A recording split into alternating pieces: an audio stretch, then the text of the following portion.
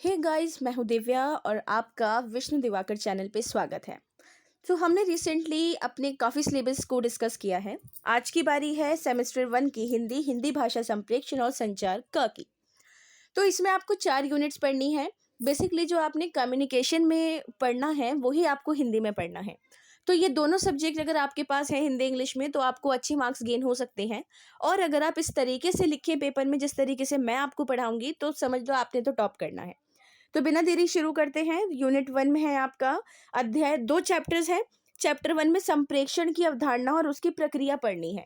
मतलब basically meaning of communication, meaning of संप्रेषण आपको इसके अंदर पढ़ना है कि किस तरीके से क्या प्रोसेस है बात करने का। ठीक है, कम्युनिकेशन वाले सिलेबस में भी मैंने आपको यही बताया था। कम्युनिकेट करने के बहुत तरीके होते हैं, ऑनलाइन ऑफलाइन, मैसेज के थ्रू, कबूतर के थ्रू या बफेलो के थ्रू, किसी के भी थ्रू लगा लो। ठीक है, इसी में चैप्टर 2 है। इसमें आपको संप्रेषण और संचार तथा संप्रेषण की विविध आयाम पढ़नी है।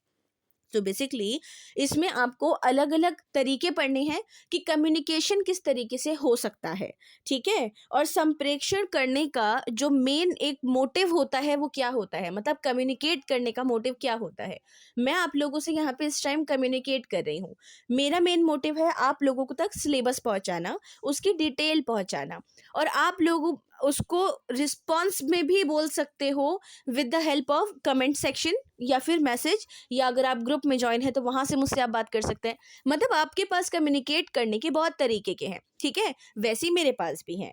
तो यूनिट 1 संप्रेषण में जिसमें आपको सामान्य परिचय पढ़ना है, एक बेसिक इंट्रो पढ़ना है, उसमें आपको 2 चीजें पढ़नी है। एक तो संप्रेषण की अवधारणा और उसकी प्रक्रिया, उसका प्रोसेस, और दूसरा पढ़ना है संप्रेषण संचार तथा संप्रेषण के विविध आयाम। ठीक है, अलग अलग तरीके। दूसरी यूनिट देखते हैं जिसमें आपको संप्रेषण के प्रकार पढ़ने हैं। देखो भाई, संप्रेषण जो है ना हमारा बहुत तरीके का होता है। हम अगर संप्रेषण को सिर्फ नॉर्मली 2 तरीके से देखें तो ऑनलाइन और ऑफलाइन। ठीक है, बट कम्युनिकेट तो हो रहा है। अभी मैं आप लोगों से ऑनलाइन कम्युनिकेशन कर रही हूँ। ऑफलाइन तब होता जब मैं आप लोगों के सामने होती। ऑफलाइन कम्युनिकेट करने के भी बहुत तरीके होते हैं। लाइक हम बात कर रहे हैं इशारों में, हम बात कर रहे हैं लिख कर, कॉपी पे लिख कर, ब्लैक बोर्ड पे लिख कर, जिस भी तरीके से।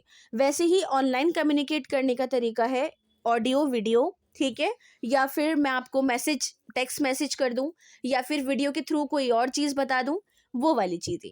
तो हमें इसमें संप्रेषण के प्रकार पढ़ने हैं जिस पे कंपलसरी क्वेश्चन आपका आता है। और वीडियो के जब हम आपको शुरू करवाएंगे पूरा सिलेबस पढ़ाना, तो उसके बाद आपको इंपॉर्टेंट क्वेश्चन सीरीज भी दी जाएगी जो कि एज इट इज क्वेश्चंस होते हैं जो आपके पेपर में आते हैं। इसी में चैप्टर 2 में आपको पढ़ना है, आपको रिपोर्ट तैयार करनी है। और उसमें आपको 3-4 टॉपिक्स दिए गए हैं। पहला टॉपिक दिया है कोरोना, जिससे आपके मेंटल हेल्थ पे क्या इफेक्ट पड़ा वो, क्रिप्टो जागृति अभियान, कूड़ा निवारण योजना। ठीक है, इन 3 पर आपको जो है रिपोर्ट बनानी है। और रिपोर्ट किस तरीके से बनाई जाती है, उसमें आपको लिखना क्या है, वो सब मैं आपको बताऊंगी जब हम इसकी क्लासेस शुरू करेंगे। और साथ ही में एक चीज़ और ध्यान रखना है, आप लोगों को कुछ चीज़ नहीं समझ आती है बीच में या सिलेबस में, तो आप कमेंट बॉक्स में अपने डाउट्स को लिख सकते हैं। आपको response as soon as possible मिलेगा। ठीक है, आगे बढ़ते हैं। यूनिट 3 जो है हमारी, इसमें आपको अनुच्छेद लेखन, संवाद लेखन, डायरी, ब्लॉग और लेखन। ठीक है, ये सब कुछ पढ़ना है इसमें आपको। अब यहाँ पर बात आती है कि अनुच्छेद लेखन क्या होता है।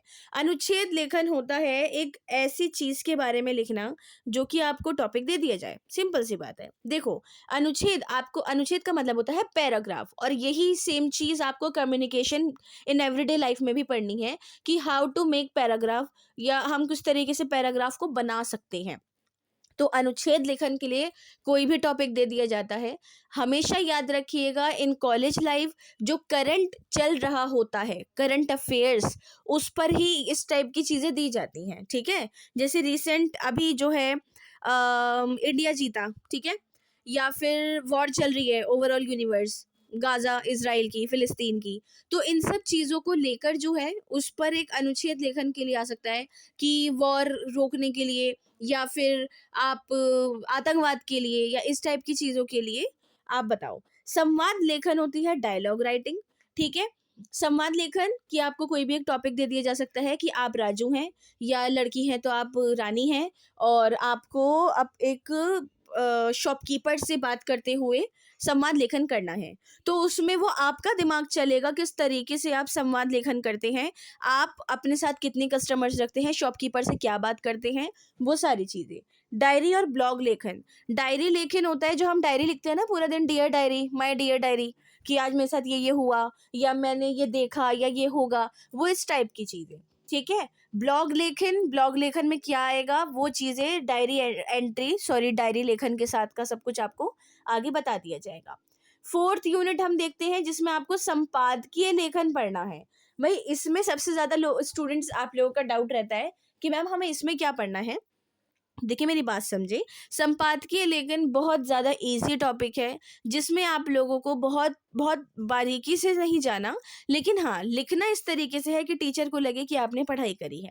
मैं अगेन आप लोगों को यही बोलूँगी, जो भी आप वीडियो के थ्रू पढ़ो उसके नोट्स बनाना, और नोट्स बनाने के बाद आप जो वो सब कुछ आंसर लिख कर आओगे ना पेपर में एग्जाम में, तो फिर तो समझ लो बस मज़ा ही आ गया।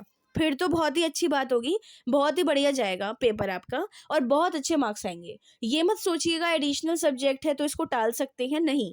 ये छोटे छोटे एडिशनल सब्जेक्ट्स ही हैं जिनकी हेल्प से आपके मार्क्स बहुत अच्छे गेन हो सकते हैं, ठीक है। तो सेमेस्टर 1 की हिंदी भाषा संप्रेषण और संचार का सिलेबस होप सो आप लोगों को समझ आ गया हो। उम्मीद है कोई डाउट नहीं हो, अगर कोई है भी तो आप कमेंट बॉक्स में शेयर करें, या फिर आप किसी ग्रुप के साथ जुड़े हुए हैं तो वहाँ आप पर्सनली भी बात कर सकते हैं।